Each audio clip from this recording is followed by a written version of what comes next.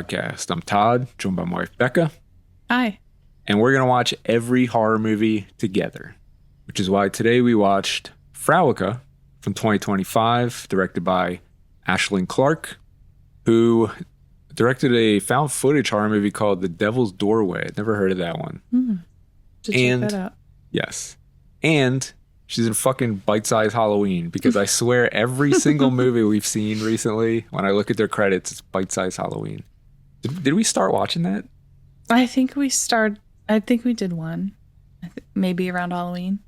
They're capturing all the up-and-coming horror directors. So Frewaka means roots, apparently. And I think that's very appropriate because it has to do with generational trauma. It's told through 3 different generations of women. If you don't know about this movie, it's a movie on Shudder that we had seen the poster a bunch. It's very hard with these kind of horror movies where I don't know anything about it. So it's like, I don't know if I should watch it or not. But this came up a lot on Best of 2025 lists, and it was like really highly reviewed. But this is kind of like Irish folk horror, very witchy. Which is so hot right now. People love folk horror right now. Yeah, witches are really hot right now too. Yes, they sure are. It was very nice having a witch expert in the room. I'm not a witch when we watched expert. This. I've definitely noticed with some movies, I'll like absentmindedly ask a question about something, and you'll be like, "Yeah, actually," you're like, actually." I don't mean to do that. No, I love it because it winds up being very informative. You helped me a lot with this movie. I'm always interested when you have a horror movie with a new director from another country. By the way, I just got a temporary filling and I already feel like I can hear it. I can't like hear I'm talking anything, weird. no. I think in the edit, I'm going to lose my fucking mind. No, it's fine. This might be a little problem until I get the new crown. What the fuck was I saying? About me, actually. Okay. So it's good to see new horror directors, especially from other countries where you don't see a lot of horror coming from. Like we saw The Conference recently, which is a Swedish slasher, which we fucking loved. Yes. I feel like that's one that like I recommend a lot when people are looking for new horror, because I think a lot of people don't know about it. Yeah, that one's a fun one. This is going to be in that category of like... It's in a slightly different category. No, I mean... But oh, you mean like recommending. As far as, yes. This is very good, but I wouldn't use the word fun. No, but this is like something that I think a lot of people don't know about, and it's like, oh, you should fucking watch this movie because it is sick. Yeah. Because that's the thing I can say about it is like, you know, the whole time watching it, there's a lot that I really enjoyed, and we'll really like unpack that when we get spoilers, which I'm excited to do because there's so much going on in this movie. Yeah. But the thing, like reflecting back, I think my rating went up when I thought about it afterwards, because it just feels like, man, this movie is tackling so many cool ideas and it just delivers on like every single thing. Yeah, it does. Like I can't even really think of any big complaints or anything or criticisms. The way it delivers the themes, the way that it's fucking scary, and the payoff. I think like the ending, I can't wait to talk about the ending because the ending fucking rocked. If it's a spoiler to say the ending was fucking awesome, no, that's not a spoiler. Something sorry. to look forward to. I think I kind of like knowing that. Like, remember that movie, Final Prayer, which they're calling Borderlands now? It was that found footage movie. I don't know if I can remember that. I have to see a poster or something. It's a movie where, I'm just going to bleep this. It's a movie where at the end they're like inside of under the... What? It was found footage like at a church. At the end of the movie, remember those guys could go run through the and then all of a sudden they're like, oh, fuck, and they're like... You don't remember this? I feel like I can't. All I can think about right now is the Dandadan episode. So it was underground. No, so it was like these church people, they were investigating a church. 2 hours later. Okay, so the fun thing about this podcast is sometimes we just start fucking yapping about something totally unrelated. We're going to cut all of that. What were we talking about? Final Prayer? Why did I bring that up? I don't know. That was a movie that was like kind of slow. We're going to have to cover this because I love that movie. Because it was something I heard it had a crazy ending. And the movie was kind of slow, but I felt this like dread the whole time because I was like, oh fuck, what's the ending gonna be? Yeah. And that made it better. That made me Yeah. like it more. So fuck it, I can say that about this one. Regardless of how you feel. I mean, I think the movie overall is like such a good package. It's so much fun. Fun. I don't know how else to describe it. Like I can say it's so fucking horrible, but it's like in a good way. Yeah. that I enjoyed watching. Yeah, what's the word for that? I don't know. But it does have like a great ending to look forward to as well. But yeah, the story, as far as that goes, it's this woman named Shu who works as like a caretaker or something. She also has like a very fucking Irish name. So that's like what she says to people, like, oh, call me Shu. Because I think the idea is she was from Ireland, right? Because through her mom. Yes. But she left at some point. So when she's there, they'll be like, oh, who the fuck is this? Like this outsider, because it's like this small kind of community. And then when she's like, oh yeah, my fucking name, she just reveals that like she has this Irish as shit name. It's like very impressive.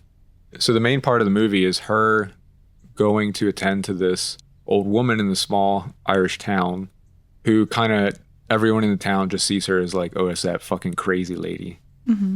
And so it's kind of like the way it eases you into the story, like the horror part isn't really apparent yet, but the mood and the atmosphere is so oppressive and so dark. I think that pulled me in like right away.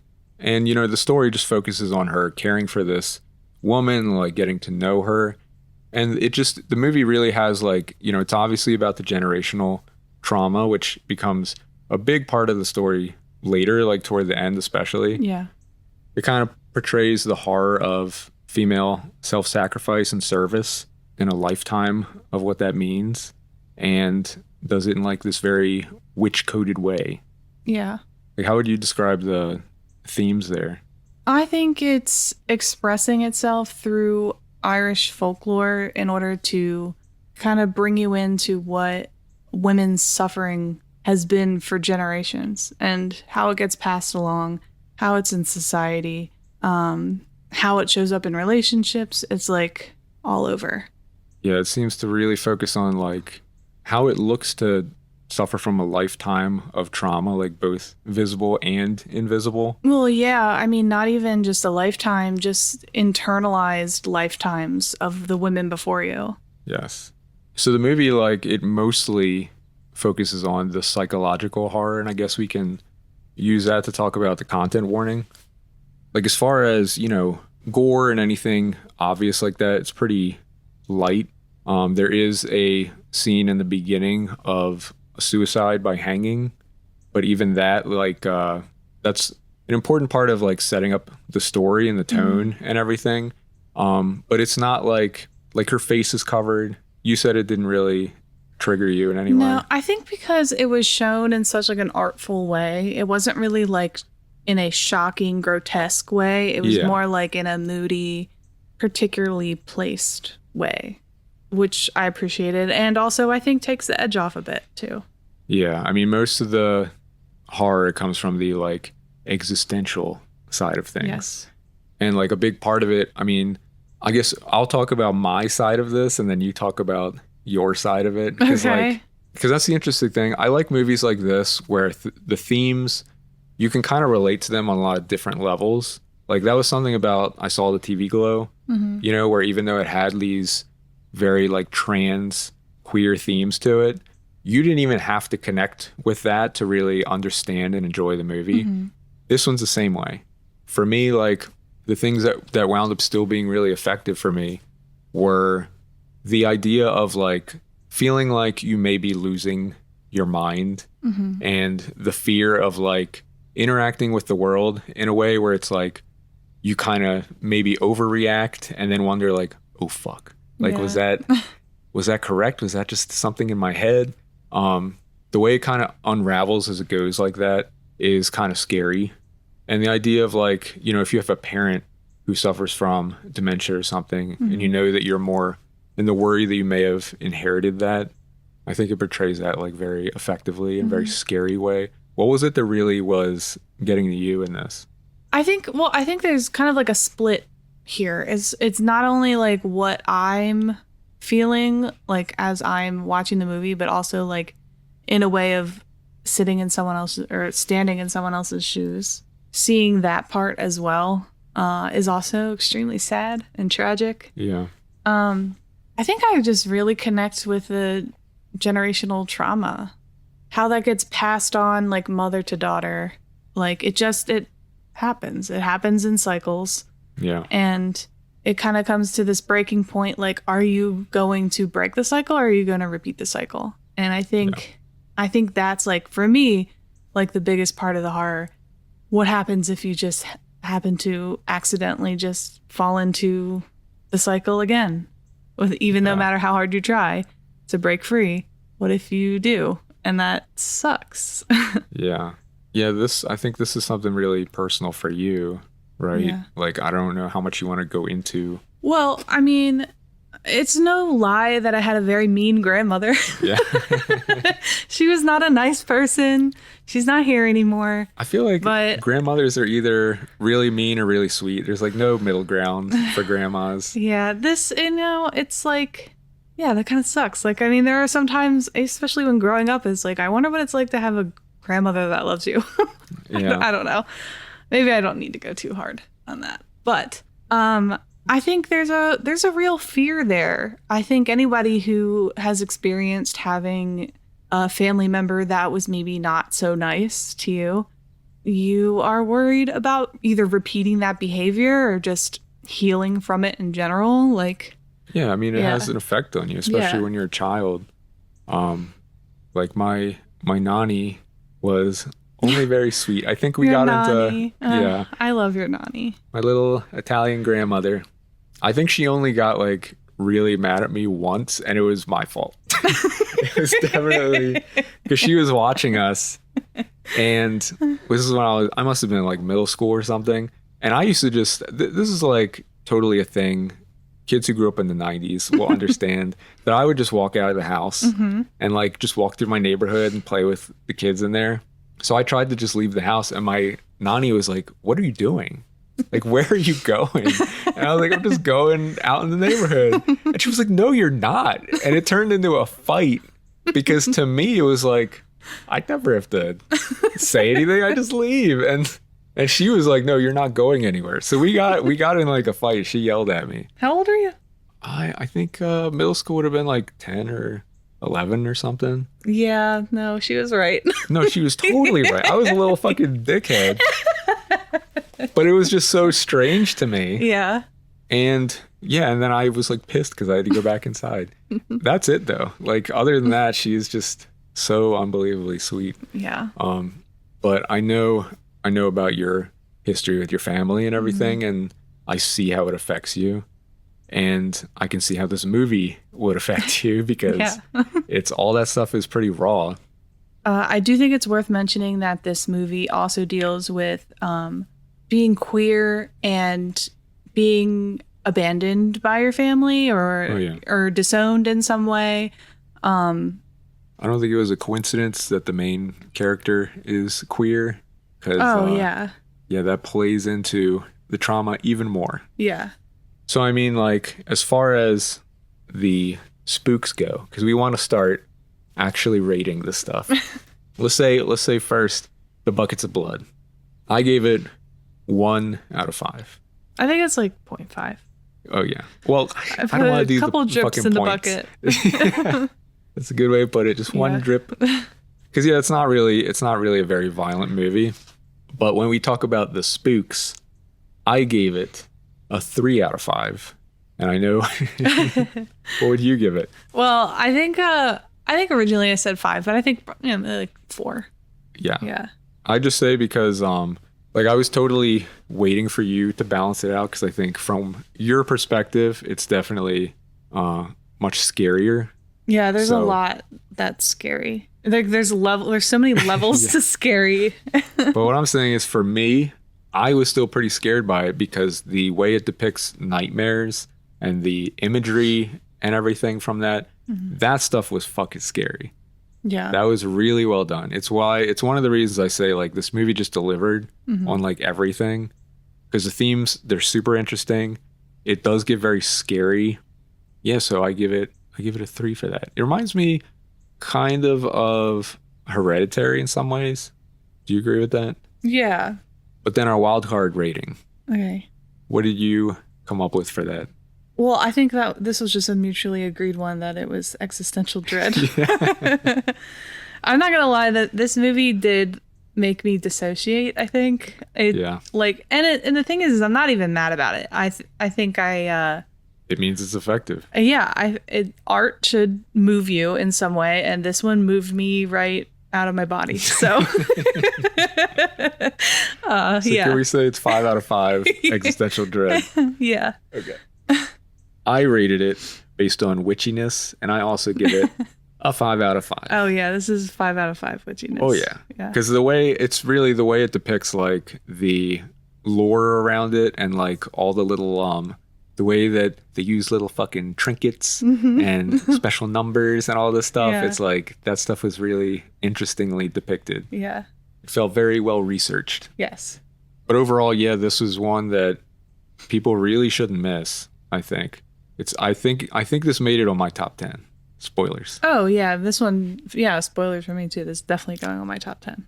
Very good. So I hope more people watch it because it's great. Yeah. And if you love folk horror, what the fuck are you doing? Why don't we just get into spoilers? The way this movie kind of throws you in, we were having so much fucking trouble in the beginning. I don't know if we were just like distracted or what. I do kind of feel like I picked up on it, but I was afraid that I was reading into it too hard. So I pulled my mind back. Like, hold on, let me just observe what's happening first before I jump to maybe what's happening. But it made me start to feel real fucking dumb for a minute. But I think I was a little distracted. I don't know. That happens sometimes, especially with a movie like this that you don't really know anything about. Because we'd kind of been putting this off. I think part of the problem is from the outside, it doesn't look like this would be all that interesting. I think I'm doing the stupid thing where I just look at like the poster and the name and I don't know shit about it. Oh, I immediately thought it looked interesting. I love the poster. Well, I think that the witchiness probably appeals to you directly. It's like a shot in the heart. So I think I was a little distracted in the beginning, but at a certain point, I locked the fuck in. Because, I mean, the movie opens with, it's basically goes from a marriage straight into a suicide. And they don't really set up a whole lot because at the marriage, the bride just goes outside and winds up like just disappearing after seeing a goat. It's like very mysterious. It seems to set it up as like you are about to watch the suffering that a woman goes through from the time of her marriage till the time of her death. And it kind of jumps from there into the character Shu going to see this old woman who's seen as like the crazy lady in the village. And it kind of just, it sets it up as like, yeah, she's this woman who's just kind of fucking delusional. Everyone thinks she's like schizophrenic and has like all these delusions. Yeah, so it really plays into well, at least for me, it appealed to how society like makes its witches. Yeah. Like it does. Like she was like secluded from society. Well, I don't know. It did seem like she was a very mean person. Well, she was very like direct. Yeah. I mean, a lot of that is just like undealt with trauma and stuff like that, and how, you know, maybe we don't run people out of society because they just need help. It's funny that in retrospect, she was just a fucking mean grandmother. I think you probably fed into that. You're probably like, "Ah, fuck." A little too real. That was like the jump scare at the end. Well, it's weird because when we started the movie, I was like, oh, okay, this is about this queer woman whose mother did not accept her and she's estranged from her grandmother. But I thought at the beginning that the old lady was her grandma, but then they said that it couldn't have been because she was working for her. That is funny. But it ended up being her grandmother. I think in the beginning when we were trying to figure out like, hold on, was that her mom? And then she was with her girlfriend. And now is she visiting her grandmother? Like, we basically figured out the ending of the movie by mistake. And then had to be like, no, we're being stupid. That's not what they're doing. Yeah. I did kind of enjoy the way that they kind of, they immediately start connecting. Because, yeah, she's mean as fucking shit to her. But she just kind of takes it. Like, it made me really appreciate the level of service that people in her position do, you know, as these like home health people. Oh, yeah. Because they probably deal with some mean motherfuckers. Well, I mean, dementia is sad and scary. Yeah. So. But I did think it was interesting how at a certain point she sees all these scars on her back, and that kind of makes it real because it makes you wonder, like, hold on, what the fuck did she go through? Like, she's not just mean for no reason. Like, she went through something. Yeah. And she like hides it away. She doesn't want to talk about it. Yeah. But it shows you right then that, like, no, this is real, what she's going through. And I have to guess thematically, the overall structure of the story is like when she got married, she was abducted and suffered for like many years, and then returns to society and is expected to just be normal after what she went through. I think that's something a lot of women could probably relate to. Yeah. I think it does a great job expressing that because you hear about, I don't want to give too much fucking oxygen to this shit, but we all know like the people online, like the men who talk about like how, oh, men have it so fucking hard. We build shit with our hands and our muscles, and women do nothing. No, this is definitely about how women take on all the emotional labor. Yes. And are often ignored for all of it. I think it's important to like appreciate that, yeah, men, we do some shit, okay? But we cannot forget the suffering that like our patriarchal society is bearing down on women. This movie, I feel like, as deep as it goes, in the grand scheme of things, this is only touching the surface of how women have been treated for generations. I feel like this conversation is coming up a lot more in horror, and I appreciate it because it's a side of the story that needs to be told and forewarned to future generations. That's one of the things that was so effective, is because there is a kind of read on this movie where you're wondering like how much of this is literal, how much of this is, you know, in their heads and is just like expressing these themes. But the movie rides that line. So it's like you can kind of accept it as like there's something real going on here, but also the way that it is depicting this real issue, so effective, so easy to read. And then as part of that generational trauma, I mean, Shu the whole time, she's always talking about her mother, how she was like fucking crazy and she lost it. And you see there's already this embedded fear of like, oh, am I crazy? Is that going to happen to me? And as she starts to unravel, I mean, it's kind of set up as, you know, the older woman, like, I love that they keep this vague, that she says that like she disappeared after she got married because they took her. And I remember we even rewound the movie because we were like, wait, what took her? Is this like some Irish folklore thing? No, it's just they. I do think it's tapping into a little bit of Irish folklore, but I am not well read enough in Irish folklore to know exactly what it is, which now makes me more interested into looking into it. I'm going to say, we'll get way more into this at the end of this, I think, because it ties into why the ending is so fucking awesome. It seems to be depicting that she was basically taken to this underworld, like maybe this version of hell. And I liked the way that idea is presented. So you're wondering, like, was that what really happened? But while you're still trying to figure things out, you know, and she's talking about, she finally starts opening up to Shu. What was the big turning point there? Because I remember for a while she was really antagonistic, and then just as she was starting to come around, she let that woman in to like inspect, even though she like believed her. Yeah, that was like, it was very cool because the older woman is like convinced, like, no, she's fucking evil, she needs to go. Of course, she sounds crazy as shit. And Shu is just like frustrated with her, but they start showing this inspector behaving in like these weird ways that makes it seem like, oh, is there something actually going on here? Or maybe is Shu also starting to lose it? But when she reveals, you know, how she was treated by her mom, that her mom was like burning cigarettes on her, I think that developed a kind of kinship between them. Yeah. There is a lot of like witchy shit in this. A lot of like, oh, you put 7 objects in front of a window and you tap on a magic horseshoe 3 times for luck. Don't shake your head at me. They're rituals. Yeah. I'm not making fun of them. Oh, what was it? There was one when they showed the door, because there's that fucking red door to the basement. Yeah. And there were like symbols around it.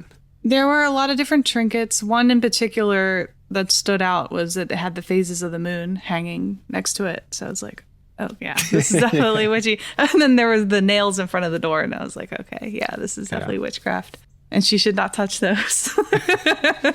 You don't touch that stuff. When she took those nails, you were like, oh no. Yeah, and I liked how when she first goes in the house and she walks by the woman like crouched in the dark. And then she comes out and just like tosses some beans on the floor and crawls away. I was just like, okay, lady. Oh, I thought you were going to talk about when she first tried to come in and she peed. Well, I think they both use pee as a weapon, which is great. It's a good weapon. It works. No, but when she tossed out those little beans, I was like, I don't know if you should step on those. Like, I don't know. What's that? What does that do? I can't remember this bean scene that you're talking about. They're like little pieces of rice or something she tosses on the floor. Oh, I can't remember. I must have missed it. I wish you could show me the clip. Well, we could do that. Fuck it. Oh, okay. Oh yeah, the music is good. Yeah, okay. It's exactly how I described it. Yeah, it is. You think it's rice or beans? It might be rice. I'm not sure. They look like really tiny beans. I remember now. Wasn't it exactly as I described it? Yes, it actually was exactly as you described. She does like crawl away. Yeah. Yeah. And that was probably some sort of protection or something. Yeah. Yeah. Yeah, and every time they show that red door, it is so fucking ominous. Yeah. I forgot how good the soundtrack is. Oh, yeah. It really reminds me of like Goblin. Oh, like yeah. Super moody and creepy. And it pairs perfectly with the cinematography too. It is great. Yeah. Like the atmosphere in this is spectacular. Yeah. And that's the thing, like, I like that they kind of build up that door. You're always wondering like what is behind it. And when it's when the older lady mentions to her that like they're gonna be coming for her. And after that she starts having those fucking crazy nightmares. Yeah. Jesus Christ. Like that was the stuff that was really scary for me. Yeah. Fantastic nightmare imagery. And and you love when like it shows her going through this horrible ass nightmare, and then when it cuts to her, she's just like fully screaming and rolling around and shit. It's like, man, that's horrible. Yeah, I feel like we don't always see nightmares depicted in such a like real way. The waking up like stressed and sad and stuff like that is so true. Yeah, I think I didn't even realize you could relate to that too. Yeah. This movie is like a biography of Becca's life. Look, trauma flashbacks are not fun. I can see why you connect with this. Well, I mean, like you were saying before, there's something about something like super traumatic happening to you, and maybe not even just happening once, happening over and over, and then just being expected to like return to society in the most normal way, if not better. I think I can relate to you a lot better after seeing this. Not that I couldn't before. I think in the context of this film, how women are expected to have, I guess, more poise or grace, being able to hold your shit together more for some reason. It's that expectation should be equal among everybody to like do your best. Yeah, this lady literally went to hell, and then they're like, "It's no big deal. Just be fucking normal." And then ostracize her. That was a part of the idea that like I really loved, that they were so vague about it, but it felt like, did this lady get taken to hell and suffer there for a long time? Because the way that she describes it, that was what really hit me, was when Shu asks her like, what was it like there? The way she describes it in this like really grand way. Can you remember how she describes it? Because I think I like really didn't pick up on that. She kind of just describes like what it felt like. So it sounds like biblical, because she keeps talking about like the people down there. And when Shu finally opens that red door, was that in a dream at first? No, she went down there for something, didn't she? Yeah, she grabbed that scrapbook. Yeah. And as she was leaving, you see her mom walk in from like outside. The way it depicted this terror of like being in the space and seeing something like that and having to feel like I need to get the fuck out of here right now, and gets this like real fear of the basement. This worked so well for me, because I was thinking about like is that the literal side of the story, that she was like abducted by demons, kept in hell where she suffered for a long time before being released. And this is like where the generational trauma comes in, because they say that her husband made an offering to get her back and offered up their child, but then they tricked the devils. Like, it's very folk horror. I like that element too, that it feels like something you would expect to be in like the 15th century countryside, like a story like this. Yeah. But depicting it in like the modern day. Well, I think because it applies so well. Yeah. And carrying that folklore forward. Oh, it still works. I think that's like what you were saying about showing this to like younger generations. It's just, man, it's a real accomplishment, like what this movie depicted. Yeah, I think it's really cool seeing an Irish horror movie, because my mom's side is Irish. Yeah. But I've thought about that, how I never really have gotten a chance to connect with that part of me, really. Does this help almost you do any that? of it. I mean, maybe in a small way. It definitely piqued my interest into looking into Irish folklore and mythology. But I think that's so cool to see. What is that like? What is... Yeah. That, I think that's part of what added to the ending, because it seems to literally be like, you know, as part of this generational trauma, the grandmother tries to offer herself up to the devils in place of Shu. And it's kind of scary how she basically goes downstairs, and then like a minute later, she comes back up covered in wounds, and it's just like, yeah, they didn't fucking want me. Yeah. And she like sacrificed herself. Yeah. Yeah. It's what's so sad about generational trauma, if you're going to depict it realistically, is at a certain point, it's like she kind of just has to go down there. Yeah. And unfortunately, at least from the very end of the movie, the cycle seems to possibly repeat too. Yeah, there is like a mid-credit scene that, I don't know if people missed it, but has her girlfriend coming down there with their child and making an offering to the red door to get her back. So it's literally like just repeating the process over and over. But that's why, like, the ending is my favorite scene. That's the thing I hinted at in the beginning. Because, you know, you see a lot of different depictions of hell and of the devil when you're watching horror movies, bound to happen. This felt so original. Yeah. And so effective.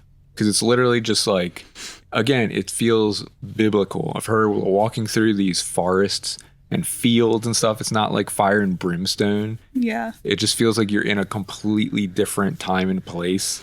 And the soundtrack there was like really oppressive. Yeah, I guess you could call it the creature design of like everything. Yeah. Is like very like it felt like I could see the original illustrations. Yeah. Like line of cuts of these.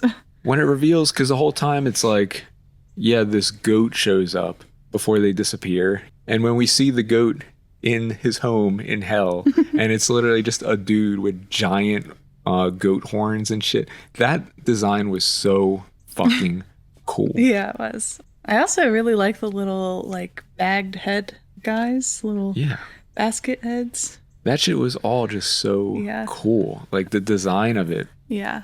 That's where the payoff comes in, because once you start dealing with these ideas, these concepts of hell and the devil and everything, being able to actually see this depiction, just so fucking cool. What was your favorite scene? I think I have a couple favorite scenes. Artistically, I really love the shot of when they're all like coming closer to the house, and she's like trying to not answer the door. She's like there. You can see all those like creatures in the glass. Oh yeah. On the sides. I thought that was like a really striking image. But in general, I feel like every time they showed the door, I just loved that. Like the door was a character. It was like really cool.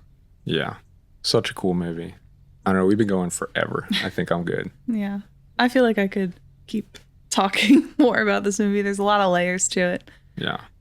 So, you can go to ghostbeast.com for all our links. You can also follow Ghostbeast Pod. Search for Lux Fatale, who's our very talented artist who designed all our art, our merch, everything you can find on ghostbeast.com. Special thanks to the FUs for our new music. You can find him at f-use.com. And you can follow Ghostbeast on Letterboxd, where we rank everything we cover. I think I got a pretty good spot. I put it above The Invitation and below Mads. Yeah. It's number 34 on our list. You can contact us at podcast@ghostbeast.com. What is your favorite foreign horror movie? That's not Japanese. That's cheating.